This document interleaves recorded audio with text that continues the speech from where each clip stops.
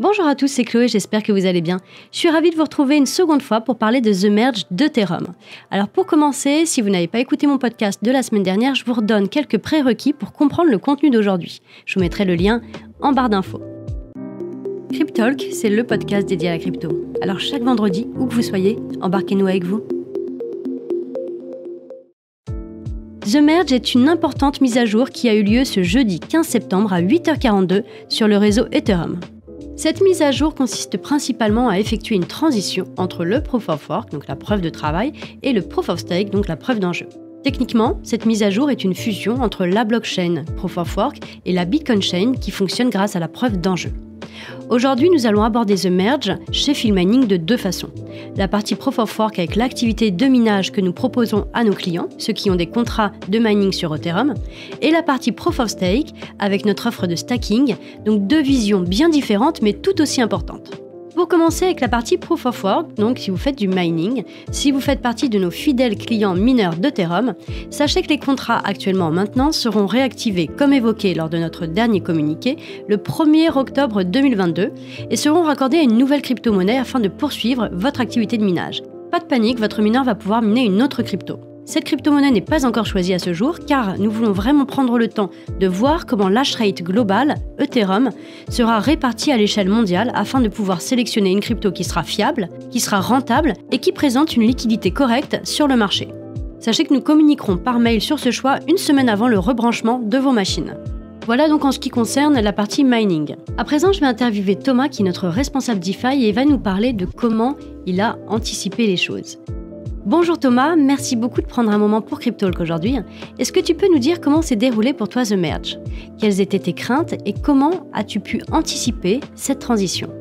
Bonjour Chloé, eh bien oui, tout s'est bien passé. Avec une mise à jour de cette taille, on pouvait s'attendre à ce que certaines choses ne se passent pas comme prévu. Toute la sphère crypto était un peu sur le qui-vive. Côté Philmining, nous étions préparés depuis plusieurs semaines. Après avoir identifié les vecteurs d'attaque sur nos positions sensibles, nous étions préparés au pire. Heureusement, tout s'est bien passé. Si ça t'a paru si fluide, est-ce que tu penses que c'est parce que tout était bien préparé en amont ? Je pense que l'écosystème a vraiment pris conscience de l'ampleur de cette mise à jour, les protocoles s'étaient préparés correctement, et à part quelques problèmes mineurs, tout s'est déroulé correctement. Alors en ce qui concerne la roadmap ETH, quelle est la prochaine étape ? La prochaine étape pour Ethereum, ça sera la mise à jour Shanghai qui va arriver dans les 6 à 12 mois.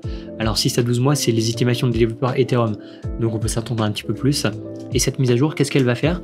Elle va prendre en charge le déblocage des jetons Ethereum stackés durant la phase 0 de la transition Ethereum 1 vers Ethereum 2, la Bitcoin Chain.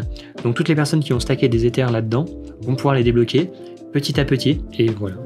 Maintenant que The Merge est passé, est-ce que tu peux nous dire comment tu envisages les choses maintenant ? Oui, alors bien que le merge soit bien passé, nous ne sommes pas à l'abri d'un dysfonctionnement technique qui pourrait subvenir 1 ou 2 semaines après l'événement. Donc mon équipe et moi restons attentifs à tous les hypothétiques problèmes techniques qu'il pourrait y avoir. Très bien, merci beaucoup Thomas de nous avoir accordé un moment aujourd'hui. On reviendra vers toi si toutefois il y a des updates et s'il y a des choses à rajouter. Il est vrai que nos craintes avant The Merge étaient notamment d'assister à une explosion de la volatilité sur ETH, d'une congestion du réseau, de différents problèmes techniques sur certaines plateformes. Donc il était vraiment primordial pour nous d'être présents à cet horaire et d'assurer un monitoring de nos offres au plus proche du marché.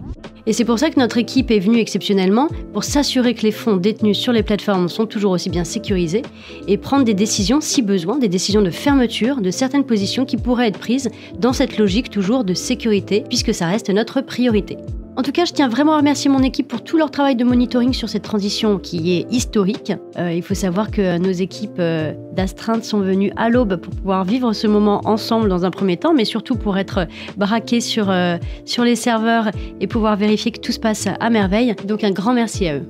Et donc voilà, ce podcast touche à sa fin. Nous reviendrons vers vous, bien entendu, s'il y a d'autres éléments importants à relever par rapport à The Merge. Moi, je vous dis à la semaine prochaine pour un nouvel épisode. N'hésitez pas à liker, partager, commenter et mettre en favori si vous êtes sur une plateforme de streaming.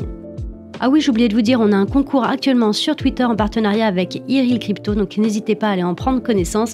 Vous avez $350 d'ETH à gagner. Allez-y, tentez votre chance.